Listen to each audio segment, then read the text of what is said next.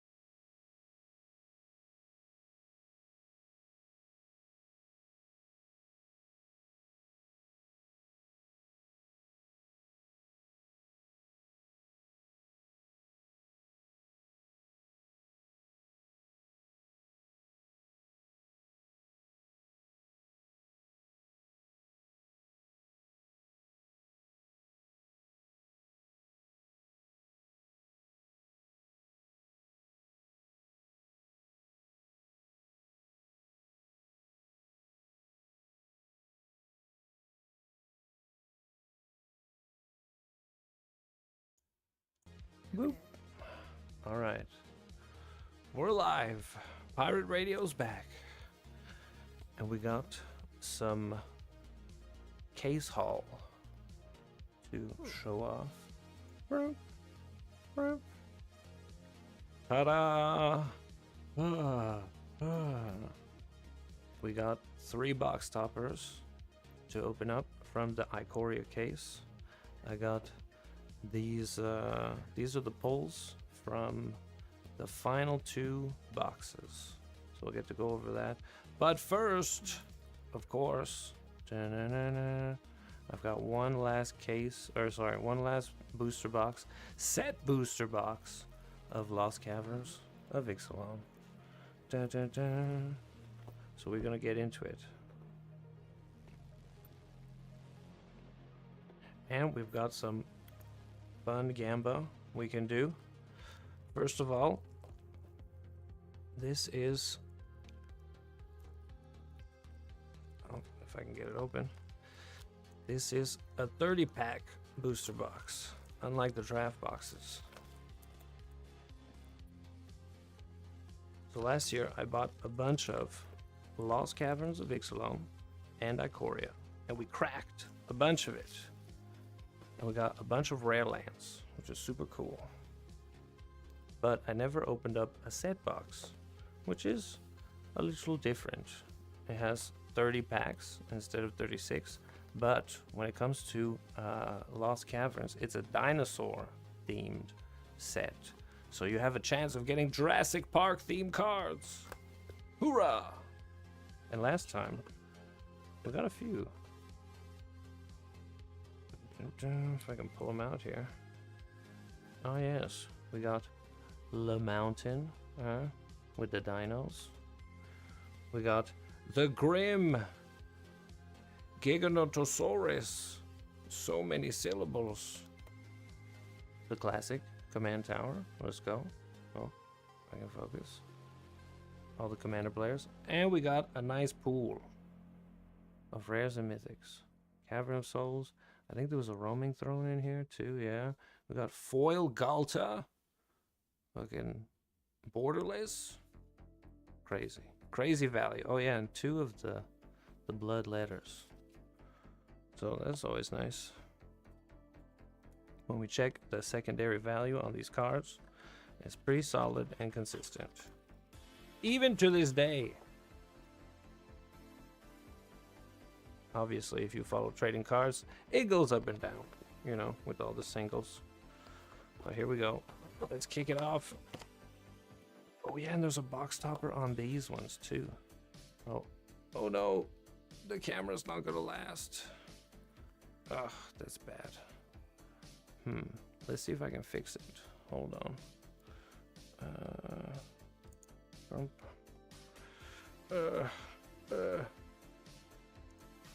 Please hold. Technical difficulties. Stretching.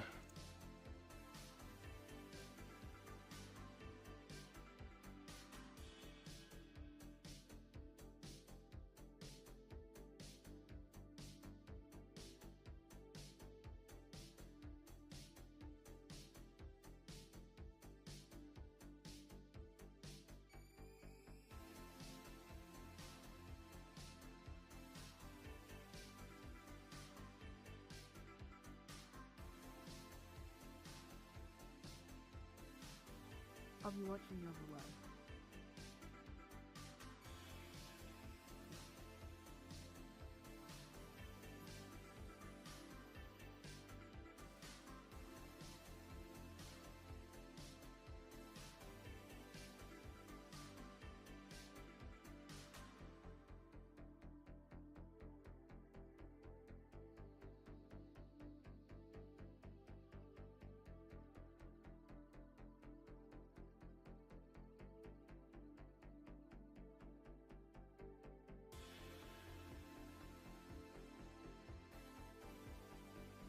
Hooah. Okay. A little bit better. But let's keep it moving. Because, yeah. With this Frankenstein setup, who knows how long it will last. There we go. We got the 30 packs. Ooh. Toss the box aside. But don't throw it away. No. Alright. So we got a lot of box toppers. Maybe we set all the box toppers aside. And do them, you know, as a bunch. But there's no time to waste. So Ixalan, we're actually looking for, maybe I should, let's see here. Flip. No, come on. Flip. Hiya. There we go. Alright, so that's Ikoria, which we can look at later. But we want Lost Caverns. Boom, boom. So what are we looking for? We're looking for the blood letter, or this guy. We're looking for the white ogre or the green ogre. We're looking for Galta or Bone Horde. That's a pretty good set of mythics right there. And of course, some rares, you know, some lesser rares. And then we're looking for the multicolored mythics are alright, nothing crazy. But we're looking for Roaming Throne because it's our value rare. We're looking for Chimmel, that's alright. Some of these other rares are decent, but that's the prize, the Cavern of Souls. So we get one of those. We get the man lands, you know, that's pretty good. There's a lot of rare land cycles in Magic, and they're usually decent to higher value. So good stuff to pull. Alright, so we're gonna remember that the top card is always an art card. This is not a legit Magic card, as you can see, like not playable, but it's an art series card. And sometimes they have the gold signature print, so it's the artist's signature. So they're just the art from the set, but as an art series card. Not much value in most of them. The value comes from the gold signature. But actually, let me show you in a better view. There we go. Gotta remember that. All right. Oh, and maybe we toss. Aha. All right, first pack. Zoop. We got... Oh, so we get the foil first? Okay. That's good to know. We got some dinos. Okay. Some more dinos. Artifact creature. Okay. Menace. When you enter, target creature gains menace. Okay. Ooh. Dun, dun. The spike tail. Okay. The leap. Hurl into history. Counter target artifact or creature spell. Discover X, where X is the spell's mana value. Okay, for 5. You know, SSB is good for control. Alright, is that the uncommons? Yeah. First. Second. Ooh. Eaten by piranhas. Let's go. You can flash it in. Enchant creature loses all abilities. And is a black skeleton with base power 1/1. Nice. Alright. And then... Oh, okay. So it's flip cards. Alright, we got a rare manland. Alright. A couple bucks. That's good. Good start. Oh, okay, so what? We got friggin' just regular special guest Galta from original. It's a reprint from the original Ixalan, but okay, there we go. Nice. Look at that. Fucking cool. I'll separate them a little bit. Maybe we move the controllers. So we get like a cave that's foil as well. Huh. So these are the set boosters. So the track printing of the cards is a little bit different compared to like a draft or a collector. Kind of like in the middle. Oh, hold on. I have to moderate at the same time. Let's go. Multitasking. All right, next pack. I'll put the foils. Actually, you know what? We'll put these on top of each other. Look at them later. Put the foils there. Box toppers as well. Okay, there we got the tape. We're good. Good to go. Nice. Okay, so special guest slot. So some of the packs will have, a special guest slot. And we get, oh, okay. We did the back of the pack. Okay, gotta remember to flip them around. All right, so it starts with the cave. So if that's the case, we can start trying to pick the mana type.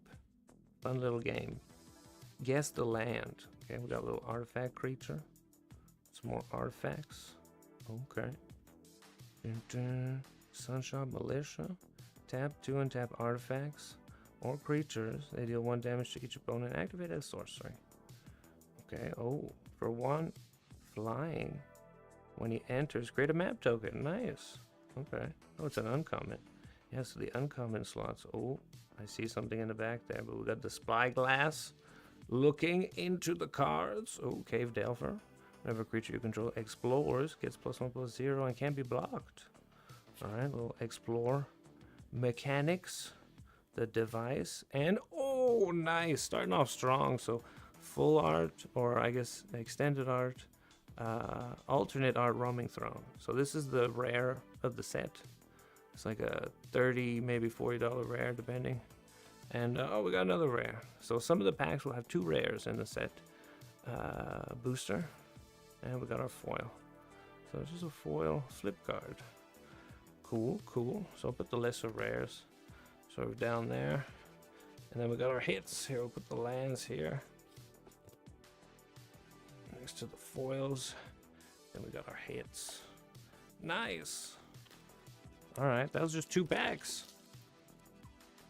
And we've got 4 rares. Wow, set boosters. Actually showing up.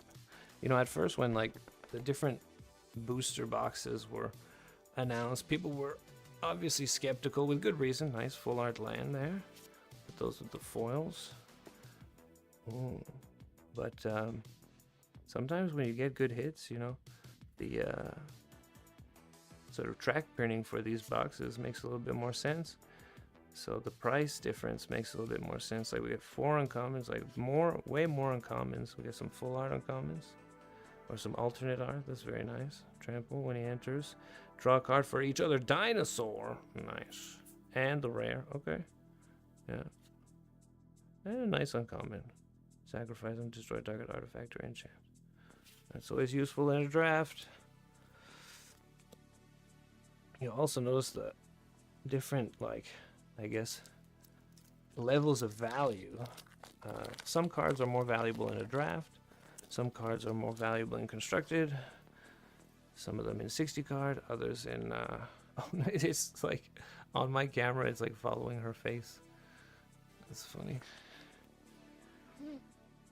And then there are cards that just have great financial value, you know? Oh, the Brawler. Whenever he attacks target creature against trample. Target attacking creature. So he can give himself, trample, or somebody else. Okay, for 2, when he enters, put a +1/+1 counter on someone. Alright. Oh, 3 for... Okay. That's the draft card you get at the end of the pack. A nice little cave. Oh, uncommon. Oh, sacrifice another creature or artifact. Gains indestructible until end of turn. Tap it. Okay.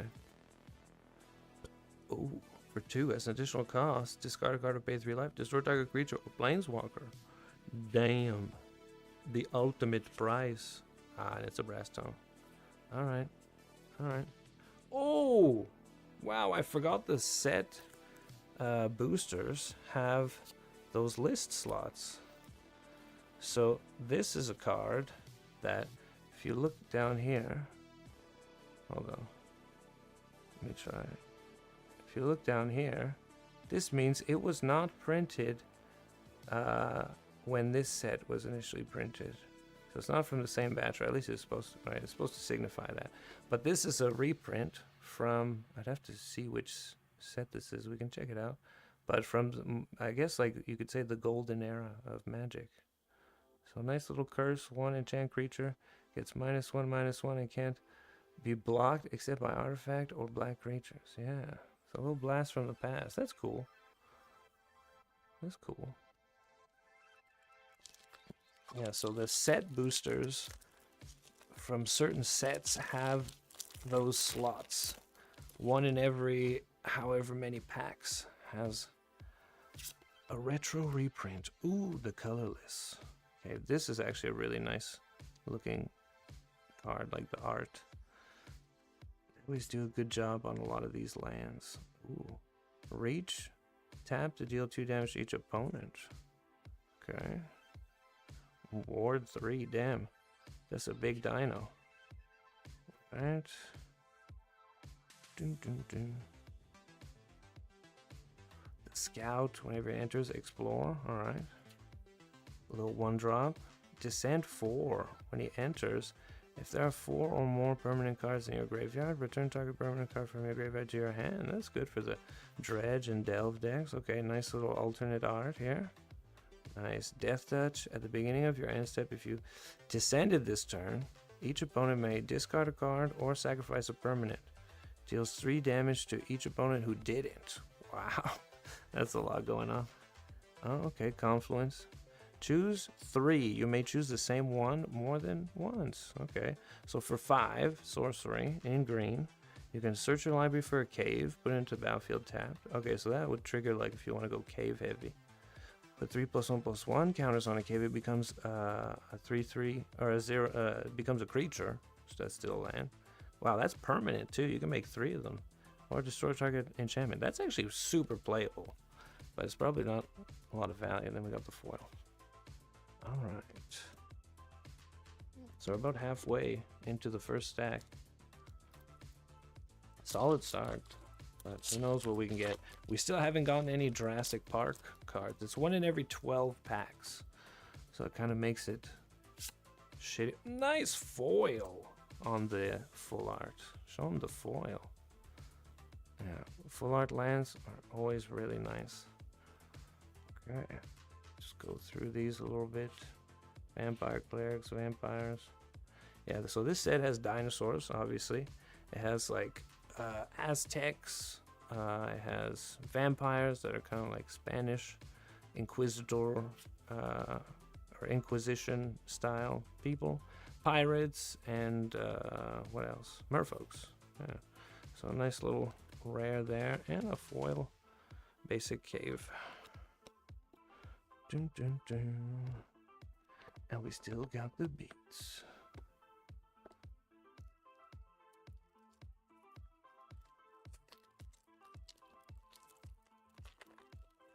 Okay. For once, it's the back of a magic card. That means it could be a slot card. All right. I'm not really guessing the lands, but we'll see when someone shows up. Trying to get the focus. There we go. Oh, sacrifice another creature or artifact, but a +1/+1. Okay. All creatures get -2/-2 until end of turn. If a creature or an opponent would die this turn, exile it instead. That's solid. Okay, and we got the schooner, and then... Oh, okay. Another list. Uncommon from Throne of Eldraine. I think that's... Anyways. Put those over there. Rares. Boom. Move them over a little bit. There's going to be quite a few. But that's okay. Got about 3 more packs left in the first stack. And still got a chance. Oh, nice. The Carnosaur. Okay. Plains. Then we got the Stomper. Boom. More Stompers. Oh, don't disturb his slumber. Oh, when he enters, explore. Okay. Flying, descent 4. If you have 4 more, return 1 target non-land permanent other than them to their own. Oh, okay, so you bounce something back. Sorry, I'm trying to hold it. Good. Create a token that's a copy of a creature you control. You can flash it back as a sorcery. Draw 2 cards, then discard unless you attack this turn. Interesting. Oh, nice little borderless alternate art on the dinosaur. Oh, okay. That's a lesser mythic, I would say. But, oh, okay, 2 mythics. This is actually good. This guy's fucking solid. Yeah. All right. 2 mythics right there. And then, oh, that's our foil rare. Or one of the foil rares. Descent 8. Choose 1. And then, if there... Oh, choose 1 if there are 8 or more permanents in your graveyard. Choose 1 or more instead. So you can return target non-land permanent. So bounce a non-land. Make them discard. Look at the top 3 cards of your library. Put one of them in your hand. Rest in graveyard. Or you could do it all. Alright. At least it's got some utility. Put that with the foils. It's got some late game zhuzh going on. Okay. Ooh. Da da da da da da da. The angels are coming. Put that here. Okay, we got the White Cave. Got more vampire soldiers. Oh, the siren, flying vigilance. Oh, tap to add blue. Spend it to only activate artifact spells. Whoa, nice little artifact mana dork. Okay. Equipped it gets +1/+1 whenever they attack. Draw a card then discard. Equipped to pirates cost 1 less. Okay. Whenever they enter, you control an artifact. Tap an artifact or creature an opponent controls and put a stun counter on it. Boom, get stunned. Okay. Little pickaxe. The cart. Whenever it attacks, create a treasure token. Crew 1. Alright. Pretty simple. Oh. We got the land. We got something. Oh, we got something foil too. I can see it. Oh god. Oh nice. We got the white ogre. That's actually sick. That's like a $20+ card or something. Something like that. That's pretty good. And then alright, foil. The raptor. Nice foil uncommon. This is a big hit. Put that with the roaming throne and the Carnosaur. Or Galta, I should say. Alright, last pack of the first stack. We haven't gotten any Jurassic Park cards, but it's 1 in every 12. So, too bad there are only 30 packs instead of 36. But, c'est la vie. Alright, little foil cave. And we've got the Poison Dart Frog. Reach, add 1 mana of any color, and pay 2 to give him Death Touch. Solid. Solid, can't go wrong. Right, the Bat, Flying Lifelink at the beginning of your end step. If you descended this turn, scry 1. Alright. Oh, this guy. This is like the almost $8-9 uncommon. Yeah. Flying Lifelink. When he enters, look at target opponent's hand. You may exile non-land card until they leave. Yeah. Like a little... What's that other guy? There's other cards that started doing that. Whoa, Commander fucking Mythic, I think. Whoa. Oh. Zola Toyak, the Smiling Flood. Whenever Zola Toyak, the Smiling Flood, enters the battlefield or attacks, put a flood counter on target land. That land is an island in addition to other types. As long as it has a flood counter at the beginning of your end step, untap each permanent you control with a counter on it. Okay, I thought I was going to do some island walk stuff. Cool. Oh, and we got another rare Sanguine Evangelist. So Battle Cry, when they attack, each other attacking creature gets +1/+0. Whenever they enter or die, create a 1/1 black bat creature token with flying. Cool. Little vampire dude. That's actually pretty good, but it's probably not worth a lot. I got the foil. The foil Ray of Ruin. Alright. Descending into the second stack of packs for this Ixalan set box. As the wrapper disintegrates into pieces. Hooah. Oh. Cool. Lost in the jungle. Maybe not. Alright, we got the Black Cave. Zoop. Oh. Enchant creature or vehicle. When Song of Stupefaction enters, you may mill 2 cards, or top cards of your library in the graveyard. And then Fathomless Descent. Enchanted permanent gets -X/-0, where X is the number of permanent cards in your graveyard. Ooh, cool. Okay. Oh, when they enter, it explores. Okay. It'll enter the battlefield effects. Create a map token. Flying. Okay, cool. Cool. The merfolks. When, pay 3 to explore. Activate only a sorcery. Okay, a little 1/1 for 1. Oh, that's the, yeah. Hurl into history. That's not bad. Must be fun to play. Look at the top 4 cards of your library. Put one of them into your hand. Rest in a graveyard. Or counter target spell unless its controller pays 4. Alright. Eaten by piranhas. The knife.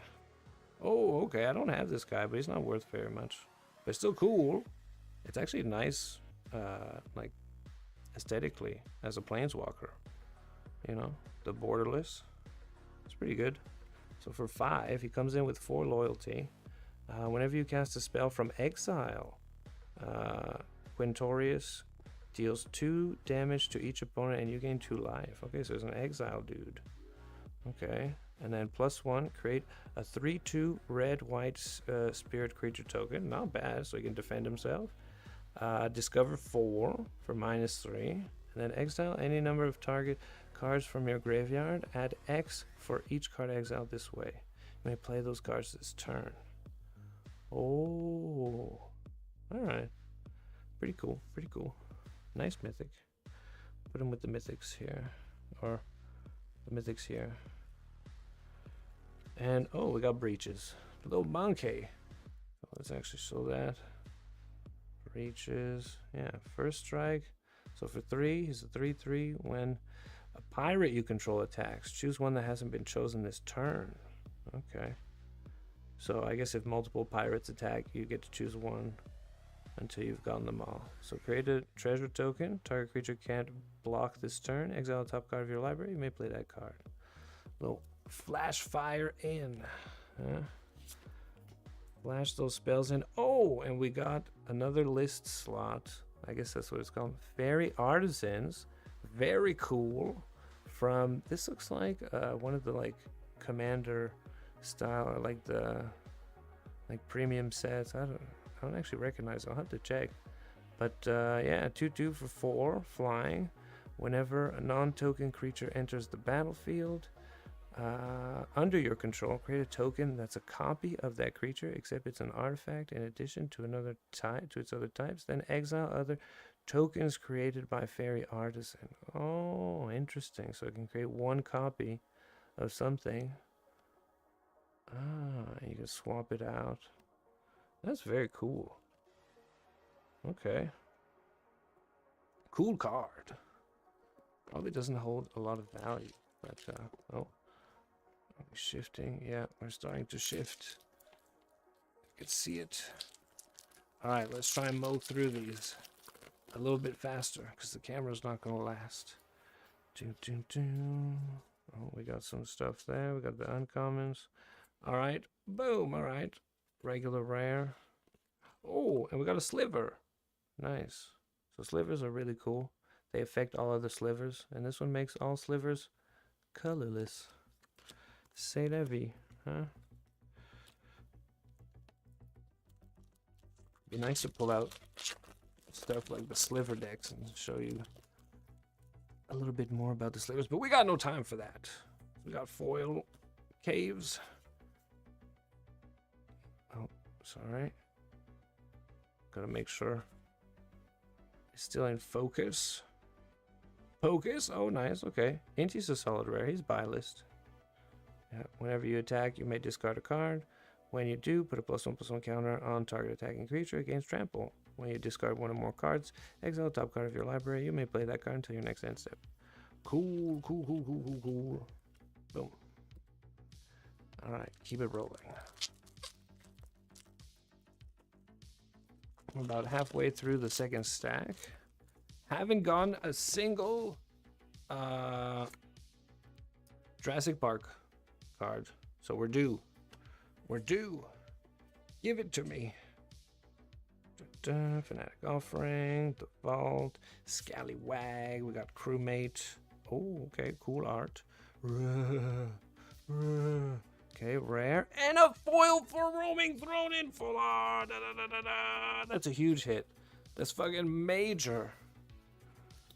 That's huge. I'll put this stuff here. Oh my god. That's massive in the foil. Nice. Yeah, Ward 2. Choose a creature type when it enters. Roaming Throne is that creature type. And then doubles the triggered abilities of any creature of that type. Crazy. Crazy. It could be a fairy. It could be an elf. It could be a giant.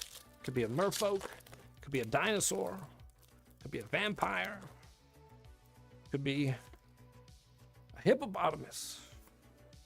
Doesn't matter. Okay. Wow. The spider. Volcano. The big cave worm. Watch out. Oh. Quicksand. Survey. Bat colony.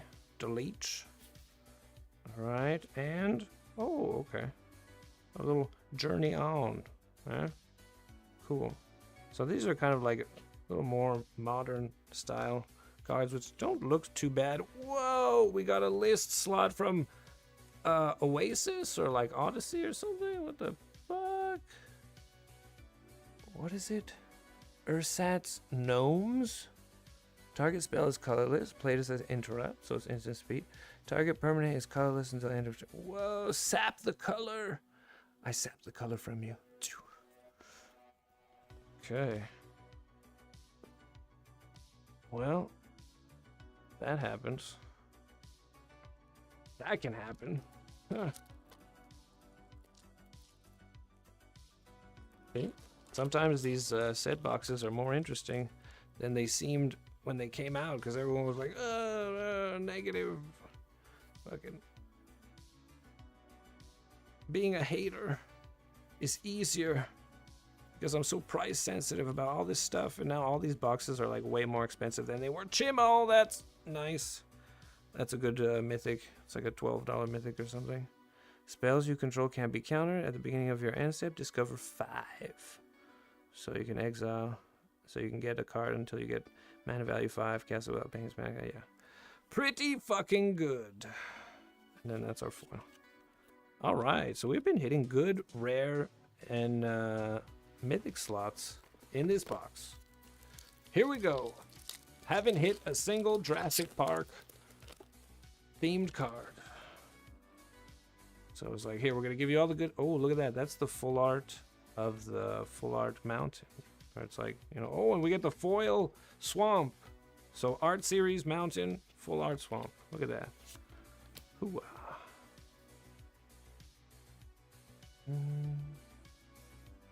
Okay.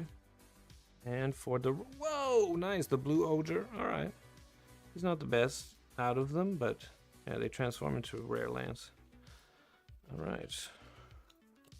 Cool, cool. We're getting there.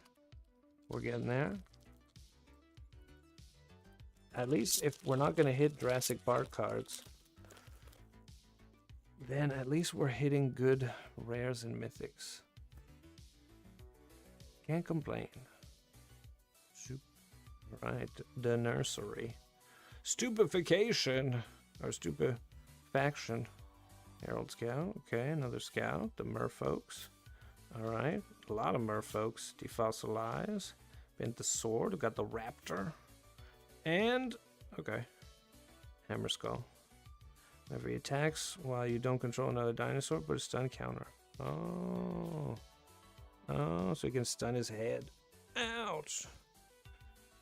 Ouch. Unless you got other dinos. Then you're good.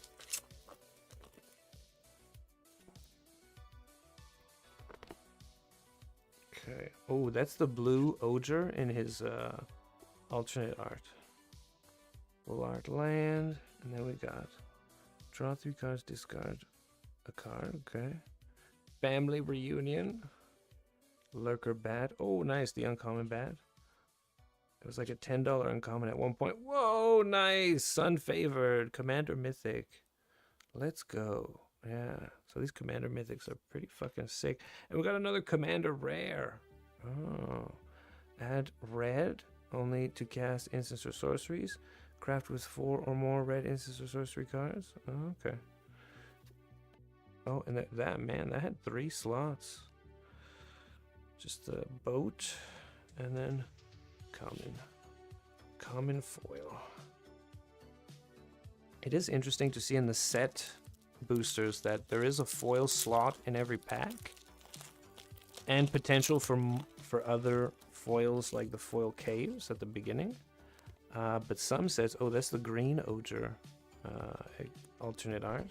Like, yeah, you can get like a foil cave every now and then, which is cool.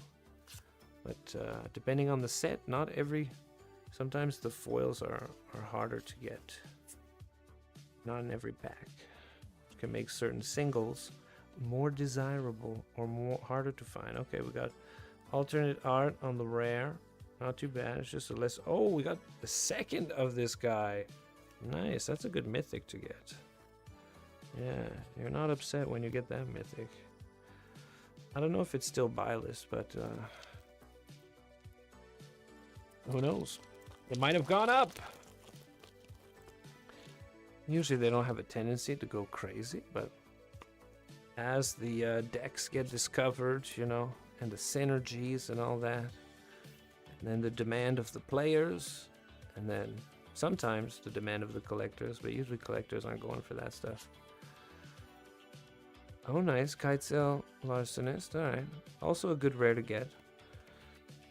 Not like the most value, but very playable for the Pirates.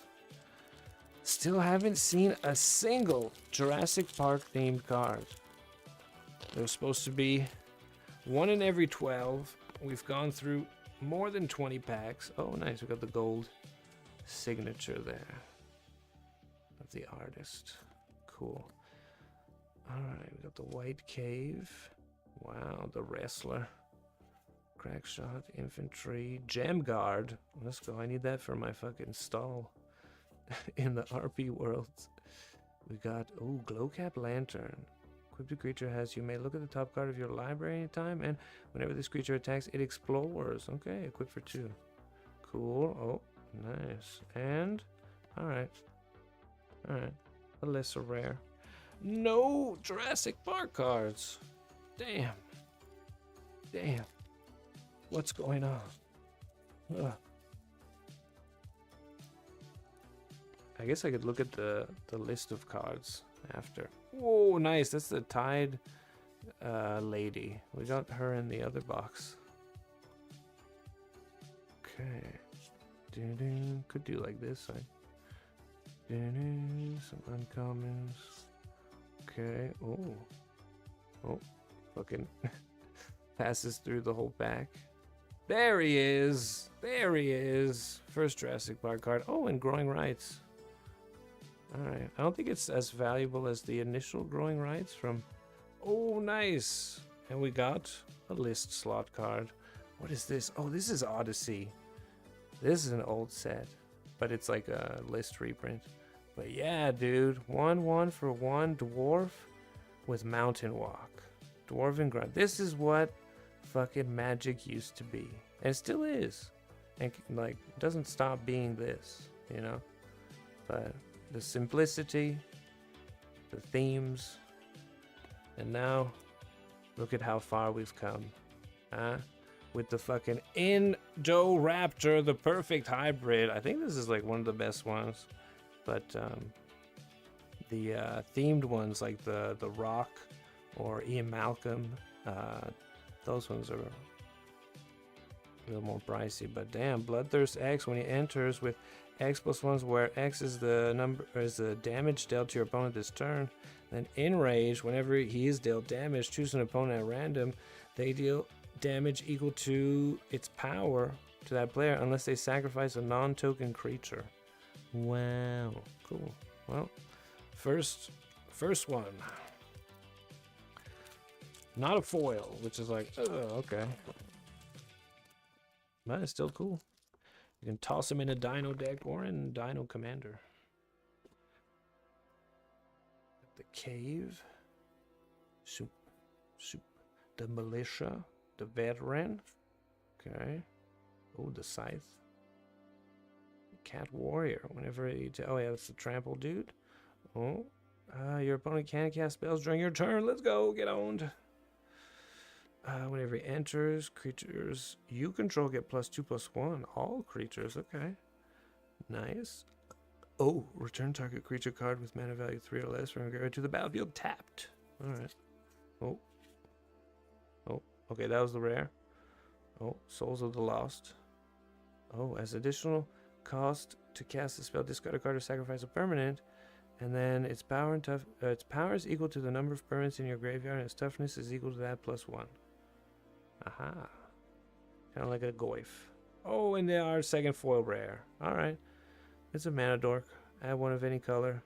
2 to exile a card from your graveyard. And you may cast dinosaur spells from among cards you own in exile with them. Okay. If you cast a spell this way, that creature enters the battlefield with a finality counter. The finality counter would die, exile it instead.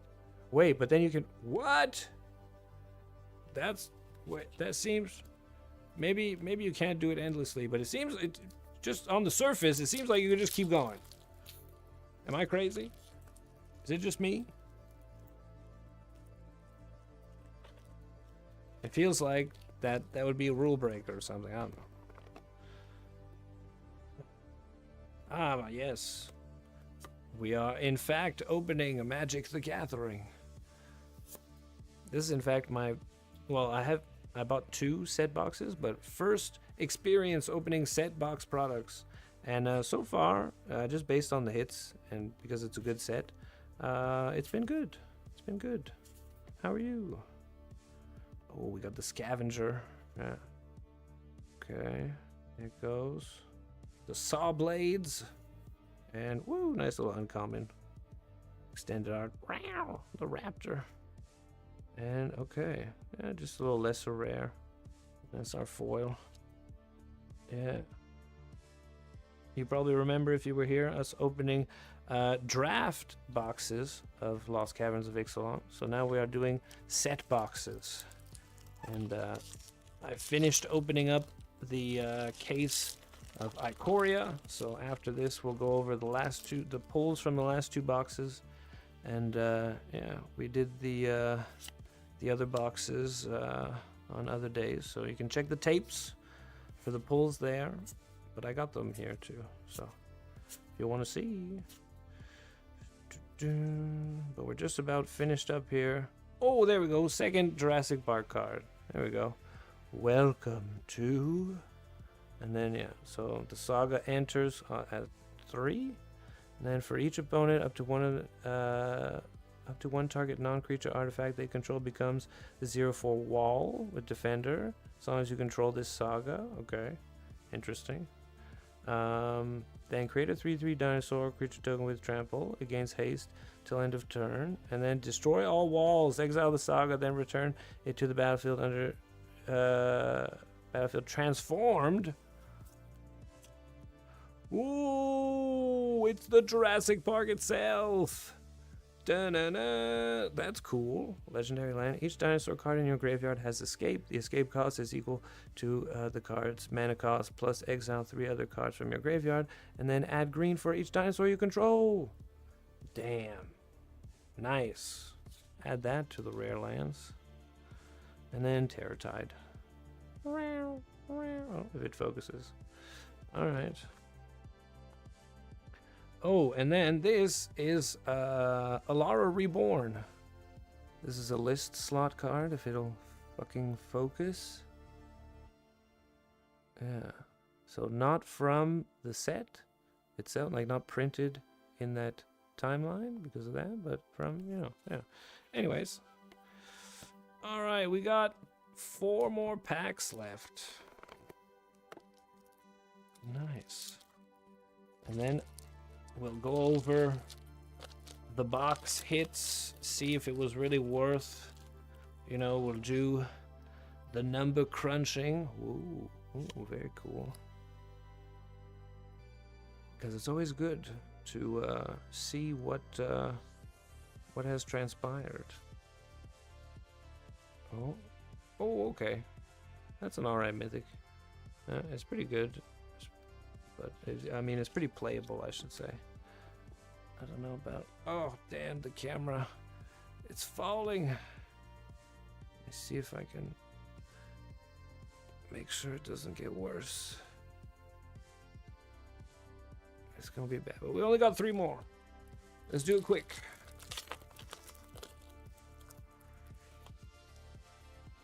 Probably not going to be another Jurassic Park card since the Jurassic Park cards were all in the bottom of this stack, but you never know. Oh, the flail. All right, 2 more, but so far we got the foil roaming throne, regular roaming throne. We got Galta special guest. We got like 2 of the cat mythics, Chimmel. We're only missing a Cavern of Souls. And with all the mythics we've gotten, I don't think we're going to get a Cavern of Souls, but it would be the final, you know, cherry on top of it all. So here we go. Cavern. Oh, okay. That's our second man land, dual land, and it's the full art, extended art one. Oh, okay, that's a decent rare, very playable. But there we go. Put that with the lands. So we got the regular version and the alternate art version. All right, last pack. This could be the Cavern. Here goes. Whew. Whew. Oh, okay. Whooshing too many cards. Boom. Boom. Oh, it's the pirates. Are they going to bring me something special? I see a foil. I see a foil. Oh. Oh, okay. It's not the foil land we wanted. This could have been the Cavern. But hey, Echoing Deeps. Not bad. I think it's a couple bucks, so as the foil, probably be a little bit more, but who knows. Ta-da! Alright, that was the Lost Caverns pull. Dun, dun. Dun, dun. Whoops, let me just put this here. Now, since I still have you, and hold on, let me see if I can fix this. Okay, let's do the box toppers. So I have 3 Ikoria ones from the Ikoria boxes that we did, and the Lost Caverns. Let's do Lost Caverns first. Let's keep it in the realm of the dinos. Now, I think this is also... God, I hate these one-pack cards, dude. Feels so awkward trying to get them out. Alright, we indeed have the back of a magic card. Place your bets. Place your bets.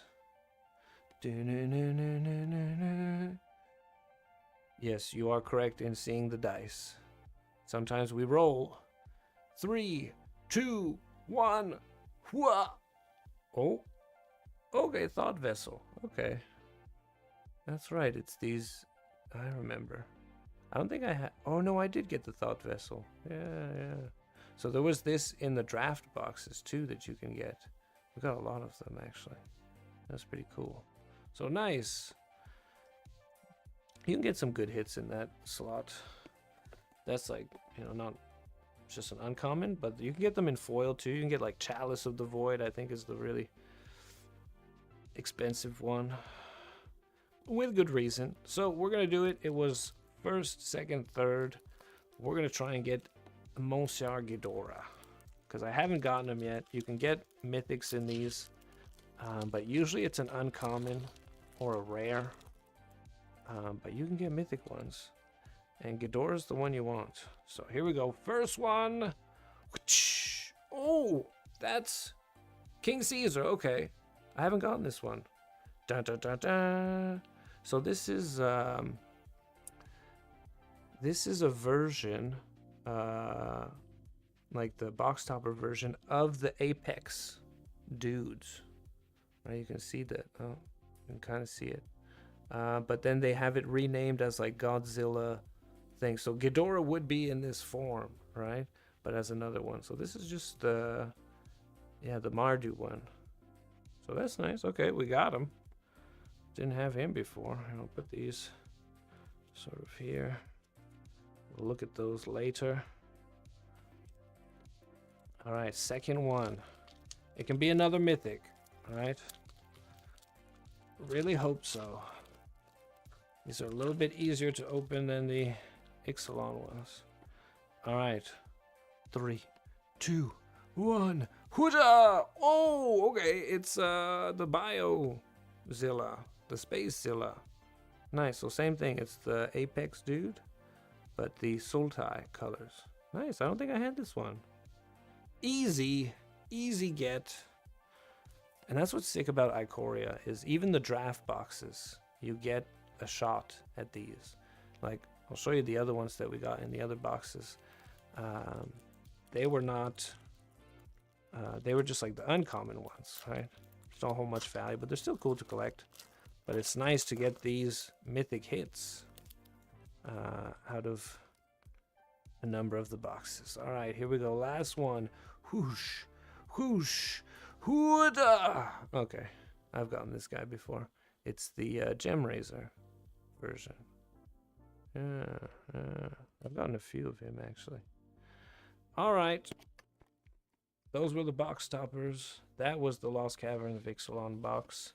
And I would say it was a good box because if you look at all these, like these are all the rares that are like penny rares or dollar rares, right? Outside of, wait, let me see here, right? Like these are all like the penny rares. That's like, it's a lot of cards, right? It's a lot of packs.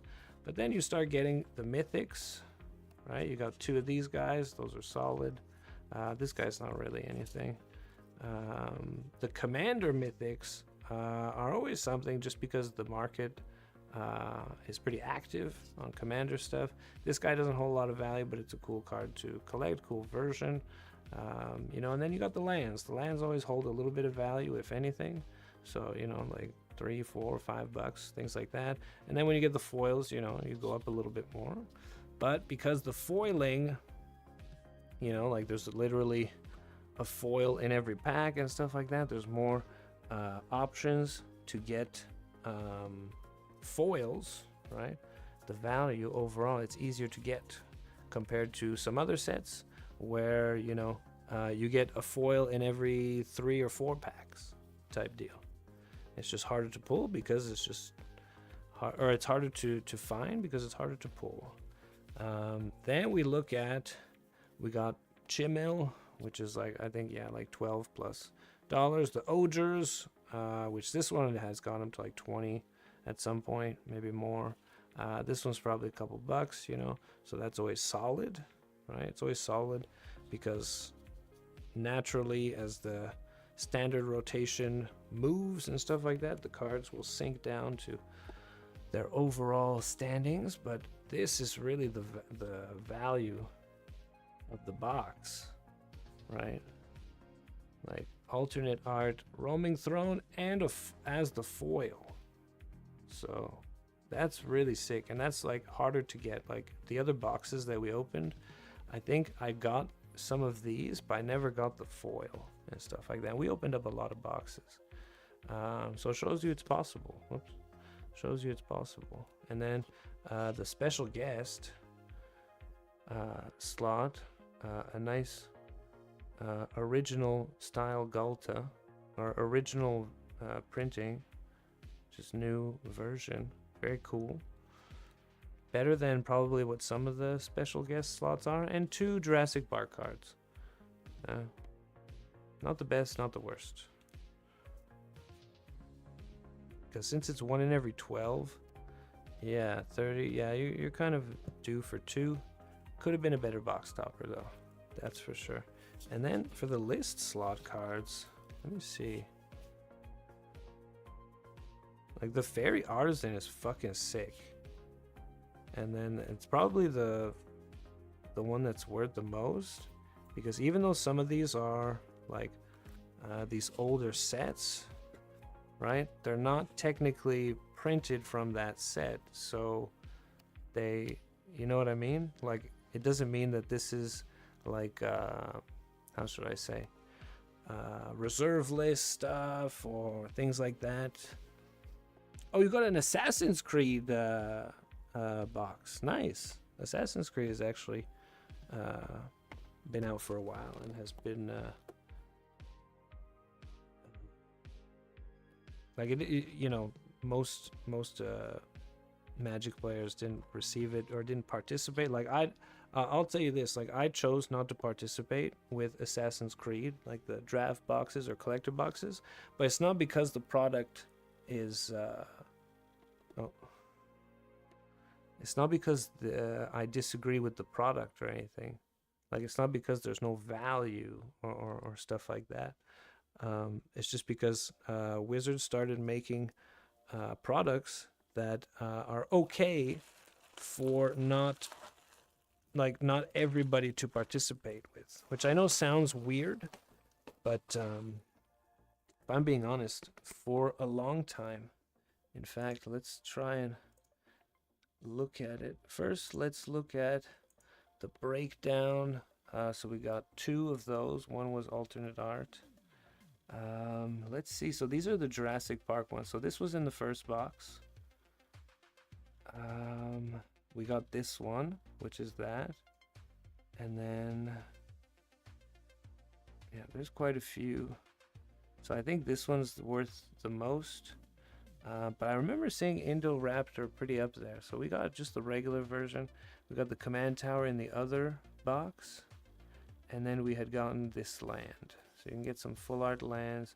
So a decent pool of cards, right? All which are pretty valuable. And you can get in the collector boxes, you can get like a foil stamp on them. They're very cool looking. And then, okay, these are the special guests. Yeah, so I forgot the special guest could have been Mana Crypt. That's actually the hit you want. Probably Mana Crypt, Carnage Tyrant. Galta is good and holds value. And then this is the special guest we got in the first box. So, you know, still better than some things. Let's just go up here. I want to see the rares and mythics. So we got, yeah, white and blue Osier, which is alright. If you get white, black, white, green, black, stuff like that, like that's good. And we didn't get this guy, but we got 2 of them in the other box, so we're good.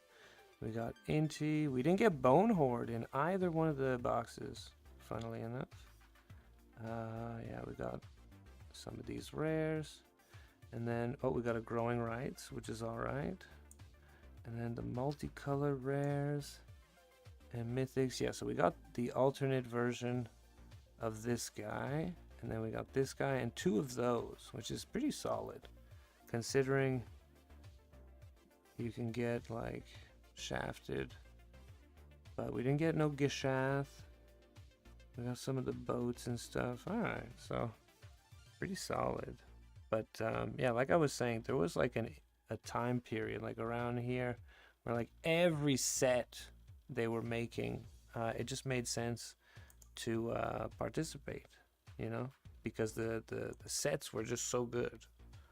It didn't really matter like what what kind of deck you played or like what kind of cards you were into. The sets had so much that it just made sense if you did it just to hold the value, right?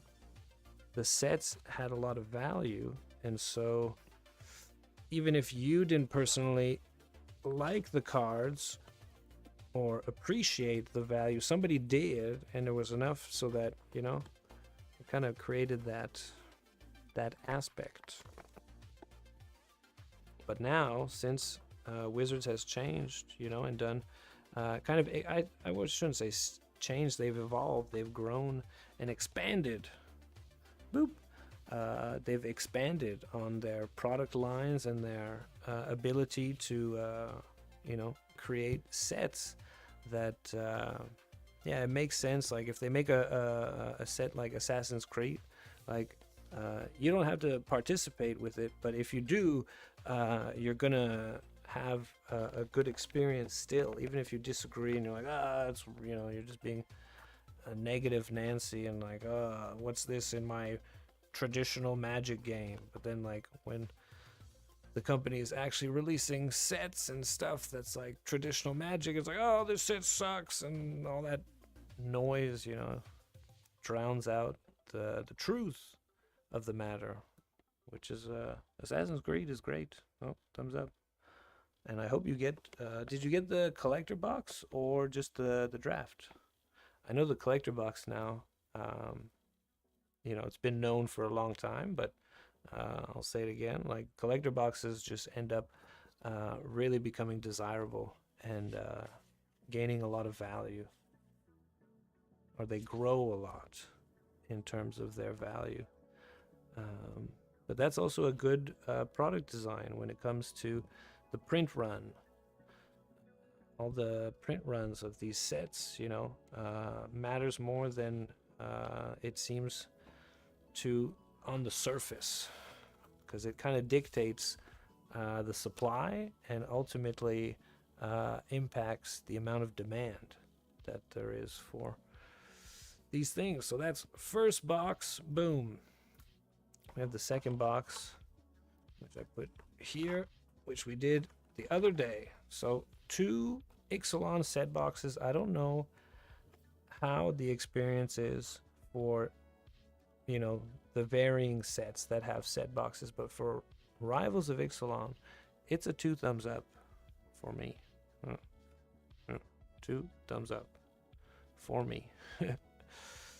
Even though they weren't home run boxes when it comes to the, you know, the sort of, how should I say, additional chase value, you know, it didn't provide that much value, but the set itself is so good. We pulled Cavern of Souls, we pulled Roaming Thrones, we got the foil in this one, you know, like really good example of sets still being valuable and still being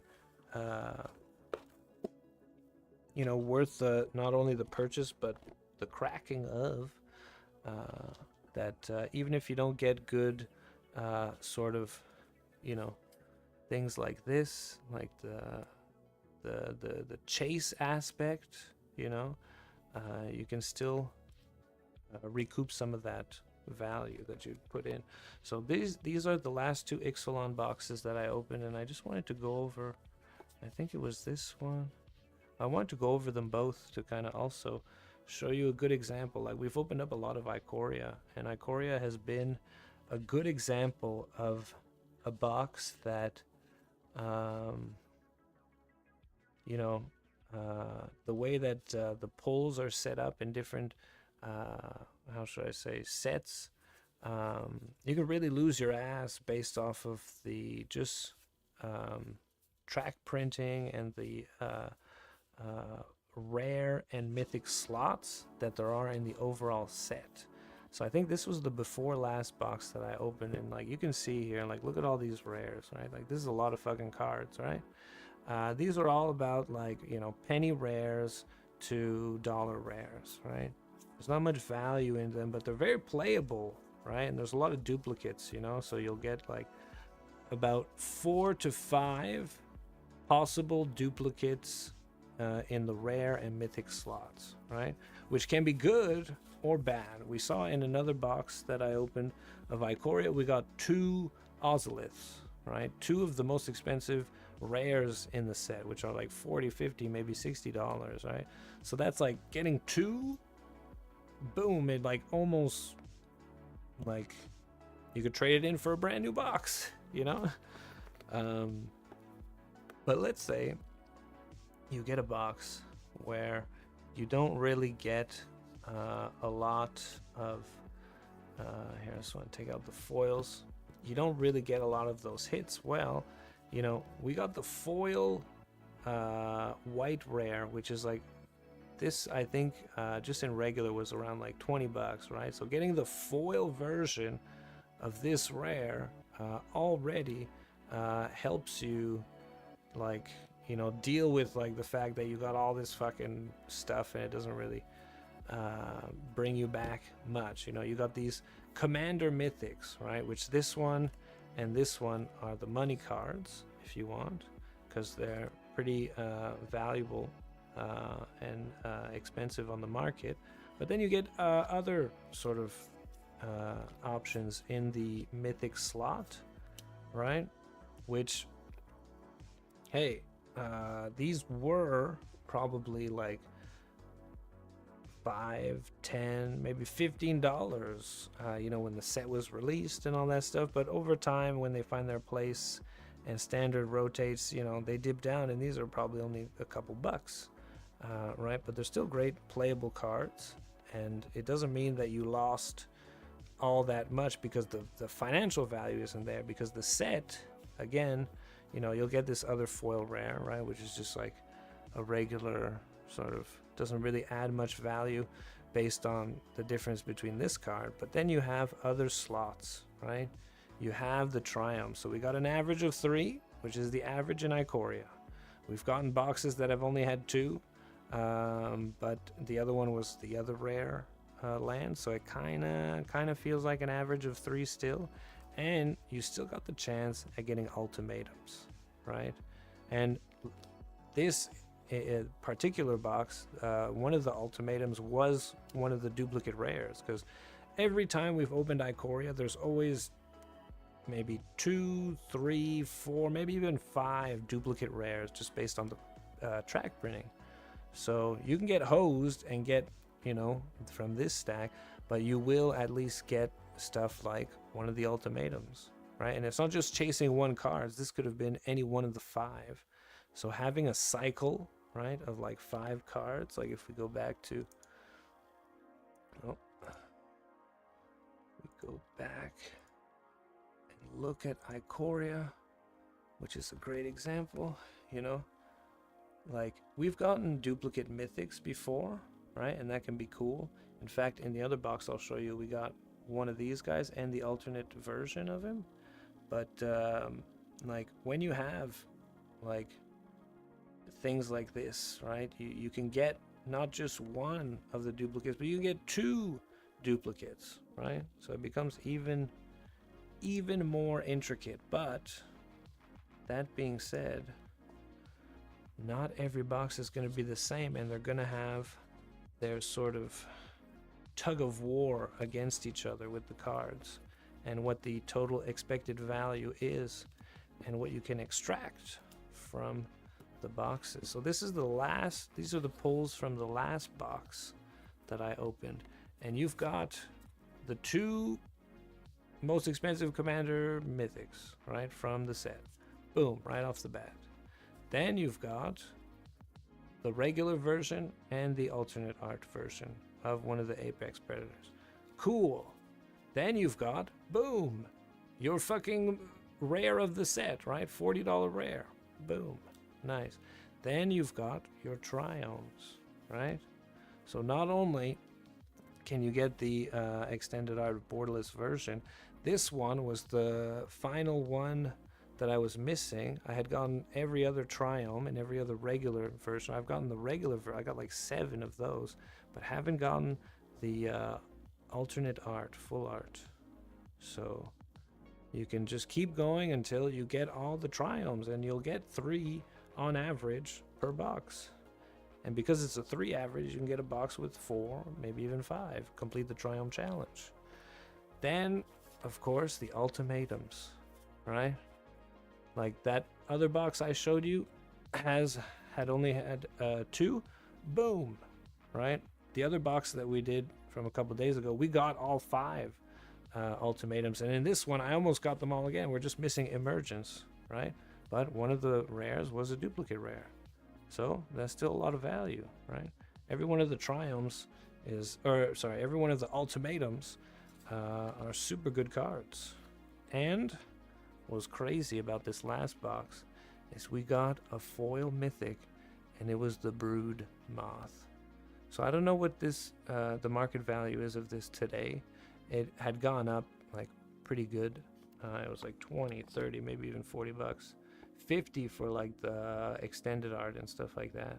But just getting a foil mythic, you know, and it's not one of your like sort of lesser mythics, it's like a solid $20 regular. That's always good. And then we got the Dirge Bat, which I don't know if I had this one in foil. I was collecting all of the foil versions of the borderless alternate arts, but I have to check. And then, of course, you'll get the foil rare slot. That's just like a lesser rare, right? But then the rest of them, we've got the foils here. And then, you know, I can try and like really show you what a bad Ikoria box would look like, and it wouldn't be the worst compared to some other sets. Now, obviously, we'd have to do this sort of analysis with each other set that we try and compare, but like look at all these rares, right? There's not much value. They're great cards, right? You've got like the companions and shit, right? So you can get all the companions that you want, but then you run into stuff like this. So you can get, right, these mythoses, these rares, like these are like penny rares, right, that never did anything, that probably won't ever do anything, but that you'll pull, right? So here we completed the Mythos challenge on this particular box. But what's interesting about this is these could have all been one of the duplicate rare slots. So let's say you take some of these cards, right? And you say like, okay, well, there's going to be a minimum 2 Triomes in the box because the odds are just way too stacked to have fewer than 2. It's possible probably to get 1, even 0, but those boxes are like, you know, 1 in a million. So let's say one of these was the duplicate rare. Now we have another duplicate rare here, so we can take that one out. And let's say we didn't get that many ultimatums because the last box we only got 2. So let's say 2 of those become the duplicate rare, right? So that's a big change right off the bat. But let's keep going. You know, let's say your foil mythic instead was a foil mythic that didn't really hold a lot of value, or wasn't even in the box. Maybe you just got foil rares, and it was these 2 foil rares, or even instead of a extended art, you know, foil, it was one of the mythos and stuff like that. It could totally happen.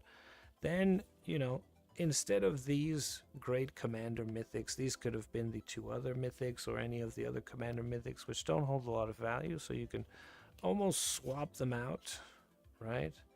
And then swap this out, and then swap one of these out, and then you're not left with like a whole lot of value, to be honest. But at that point, you know, you'd still have the option of getting at least one of the apex predators. You'd have an option at getting one of them in the box topper, right? Or something else. And you'd still get some triumphs, some ultimatums, and you'd still get the motherfucking chance to get a rare that is like, you know, a third or a quarter of the value of the box. So obviously those boxes exist, and obviously it's a big feels bad moment when you get them. We've gotten at least I think the 2 boxes before these 2, they weren't the best boxes, but there was enough. There was the one with the 2 ozoliths, there was the one with you know, the white rare, so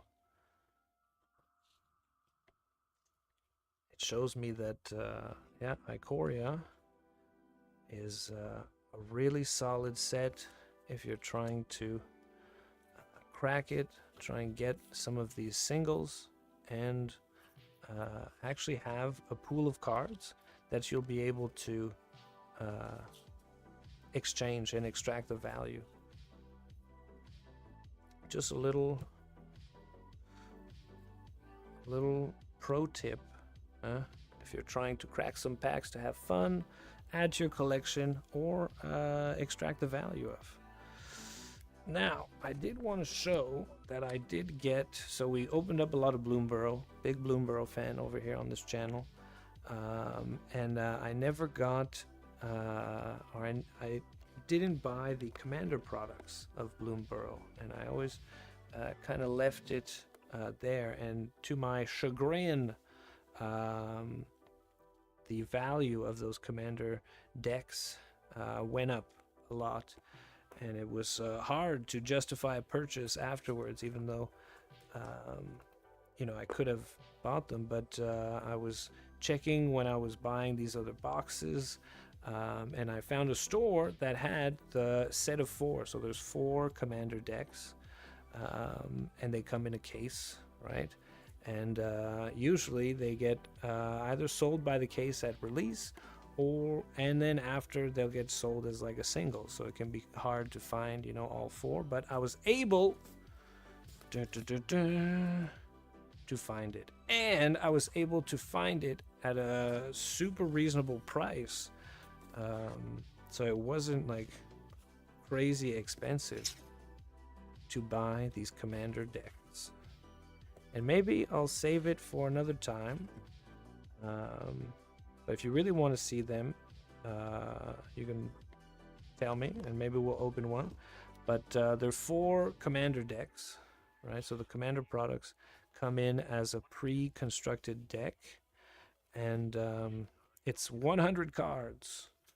And the difference between the 60 card format is Commander, you can only have 1 copy of any type of card in the deck, so you can't have multiple copies of the same card, basically. And yeah, over the years they've made Commander decks like precons. People have built their own 100 card lists, and the essence of Commander is, instead of having a 60 card deck and 20 life, it's 100 card deck and 40 life. And you usually play with a group of people, usually like 4. That's why when they initially did the Commander products, it was 4 decks, because you can play, and it's a 4 free-for-all. You know, you can team up, you can do other stuff. But the other thing about Commander is the decks have 1 commander, like 1 commander card. So for example, I can choose BioQuartz Space Godzilla as my commander. Why? Because it has to be a legendary creature or legendary permanent, or something that says it could be used as commander. And you can only use cards of the color type that your commander shares. So that's why Magic has made a lot of cards that rely on multiple colors and can fit well in these kinds of formats, because then they can design cycles of cards where it's like, okay, I could choose this as my commander, and then I have access to black, green, and blue cards as well as colorless. But if there's like a red or white card that I could use normally in like a 60 card, can't use it in commander, and then your opponent's like, all right, I'm going to choose red, white, and black, and I'm going to only use those colors, and then you build the decks based off that. And you can use for example a commander that only has one color, but he has to be legendary, so you're going to use this guy. But yeah, that kind of shows you. So that's why a lot of commander decks have 3 colors to give you a nice spread, and because it's 100 cards, it's not as like you can fit more types of cards in, because it's only 1 copy of each. So yeah, we got this one's called Group Hugs, which is +1/+1 counters. This is a theme. This one is so Peace Offering is the theme. And here it's, what's her face? Mrs. Bumbleflower. That's the commander. And then we got Family Matters as the Jeskai colors. And we got who? What's his name? Oh, Zinnia, Valley's Voice. Nice little bard.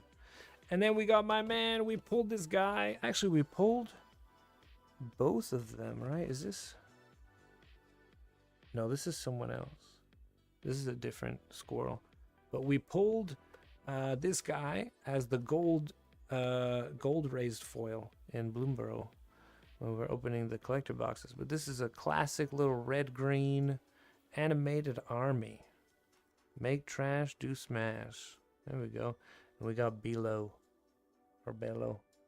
The bard of brambles. He is the bard. So brambly. Oh. I think these things are solid. Then we got the last one. Squirreled Away. A little black-green. Horde tokens. Squirrels. Alright. And this is Hazel. Yeah. The gold raised foil squirrel is like Camilla or something like that. Anyways, we pulled her too. So I was really happy to get the full set, because I had seen these online as like single decks, and like I'd seen like trying to price out like what would it be like to get them all, and it was always like really expensive, because Bloomborough just took off. Bloomborough was a great home run set. But it was just never really in the cards until recently. So I was able to get them all at a good price. And it was listed as the set of 4. So it was nice. Nice to be able to get them all in one. But yes, now I can put these back into their respective boxes. And I've got the Ixalan boxes stored away. I can put these. I actually have to put those in each box, right? So put that one there. And put these 2. Oh. Come on now. Go. Technical difficulties with my hands. And we've got these ones here. And I'm still waiting on one Lorwyn collector box. Like I said before, I'm not going to be opening up a lot of collector boxes, or probably any collector boxes, in the near future, unless I can get the capital to buy more. Then I would open them. But I bought one Lorwyn collector box from one store, and then I found another store to get another one, because these things are going to go already popping off. But what I am going to do is I'm going to get play boxes of Lorwyn because it's a great set. It's a great set to discover for people who know about Magic or don't and never experienced the original Lorwyn Morningtide, Shadowmoor Eventide sets. So I'll be getting some play boxes. I like to get like 2 or 3. If I can get 4, great. Because then we can open those play boxes, experience the set, and still in the play boxes you can still get like some slots of some of the stuff you get in the collector boxes, but obviously collector boxes go crazy. But the sealed value of the collector boxes is just too ironclad right now, so I'm not going to be opening any of these unless we get enough money to replace them. Then I'd open them on stream and then buy a new one. But depending on what the market value is today or at the time of a new purchase, yeah, it's going to be expensive. But we did get the buy a box promo, so we might get another one. But it's pretty cool. Put that with the rest, and I guess that's it. So we got the final set box open. Whoosh. That's cool. So it makes me consider now Ixalan set boxes as being in the same category, I would say, as Ixalan draft boxes. Because the set's really good, it's worth it, and you get like a nice bonus chance at getting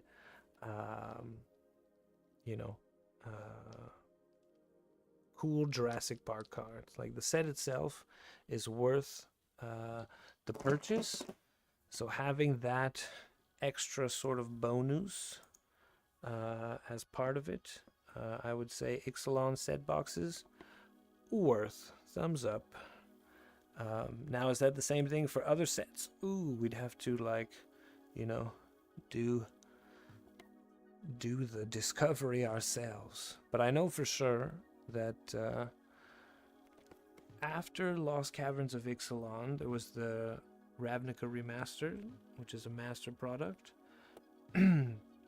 But they stopped making draft boxes, and Karlov Manor was the first set to have play boxes. So they changed the format. It's 30 cards instead of 36 or something. So they kind of took the format of the set box and made it their new play box, which is interesting because we opened up some Bloomborough play, and it was actually still good experience when it comes to opening booster boxes. It has aspects of the draft box that you want and aspects of the set box that you want, and then it just really comes down to the set, whether the set is worth opening, what the pool is like, because then when we go back, like, I'd like to I know that we opened up Kaldheim draft, but I'd like to see the difference between the Kaldheim set box, because I don't know if it would be the same, because the draft box was pretty much Vorinclex or bust, and we managed to, on the couple of boxes that we opened of Kaldheim, we came out pretty well. I would say above average, but that was really just because we got the hits, and in the draft format, Kaldheim has collector style versions of cards, like all this shit, like Vorinclex in foil from the collector box, like that would be crazy, but just going through the draft, like, you get minimal chances, and you don't get any of this like borderless extended art style, right, which usually goes for a little bit more in the singles market, but you don't get that in the draft, and you don't get a chance to get any of the commander stuff either, which is interesting. So even though you can still get singles. Sometimes getting at those commander slots, if you have to go to like higher priced boxes, that just might affect, you know, cards that are really good in commander, but like really sought after, but hard to get at just because you gotta crack the set boxes or collector boxes for them, you know. Like Strixhaven was around the same time, and they've got like, yeah, these are like the showcase versions, which are probably like really cool to pull, right? And then they've got, yeah, the Japanese Mystical Archives. They had some of the sets have some interesting stuff. I think this is the tutor. That's pretty valuable. But sometimes there's like too big of a disconnect, like too big of a K market, like the sort of alligator mouth is too wide and there's not enough of a good spread to sort of keep you in between things, you know. Oh wait, I forgot to check. We're still fucking Darkest Dungeon, eh? Wow. I just realized. I was like, I didn't do that at the beginning. Well, there we go. Nice. Now we're in the right fucking category. An hour and a half in. Oh, well. Say that for you. And I'm kind of done opening magic for today.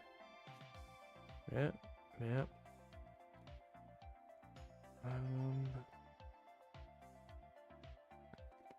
But I was looking, like I'm looking at other stuff too. Boxes that I might be able to purchase and things like that.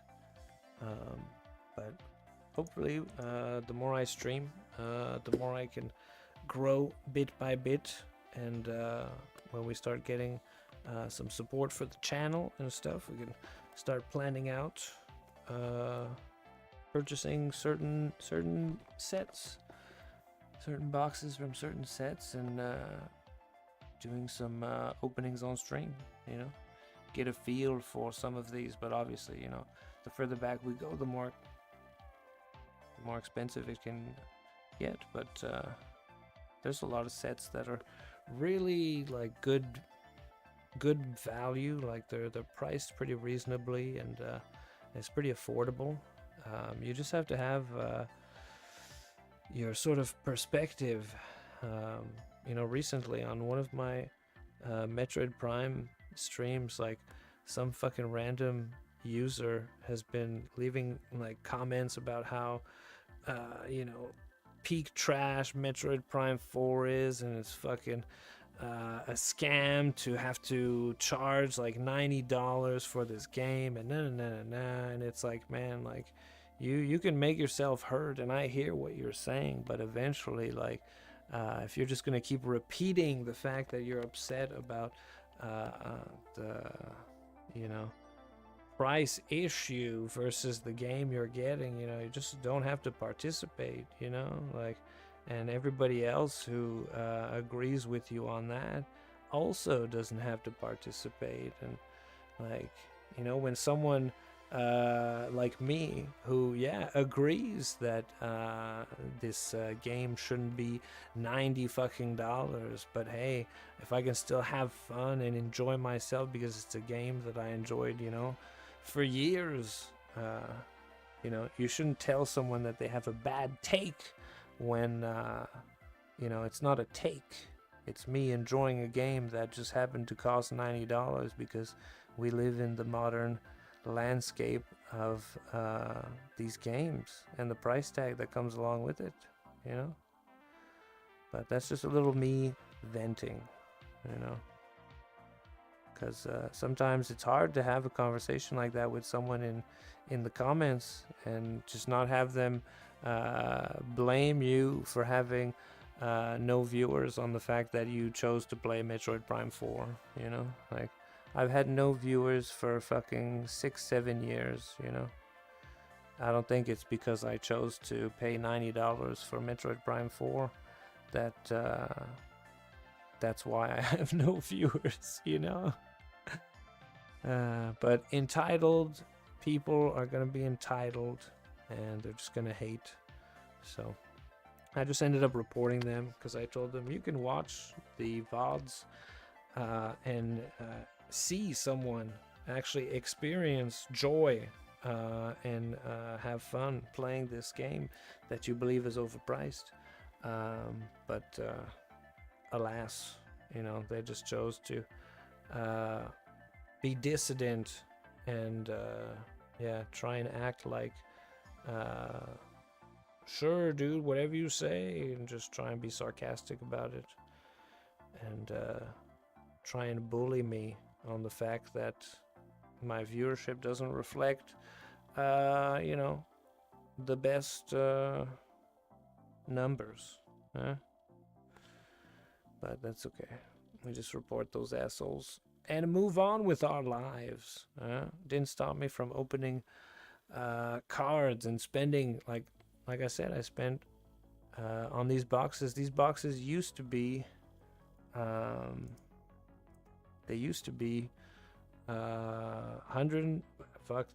when at release it was like fucking under $100. You can get them for like $90 some, $95, and $120, then $150. Then they started stabilizing, and then the market depth started getting really shallow, and then boom, you can't find them anywhere. And then okay, now when you start finding them, they're fucking 180, 190, right? 199, 200, 230, right? 250. Then you find deals 199, 210, 219, stuff like that. And then hey, the singles are still retaining value. They're still passing through the market.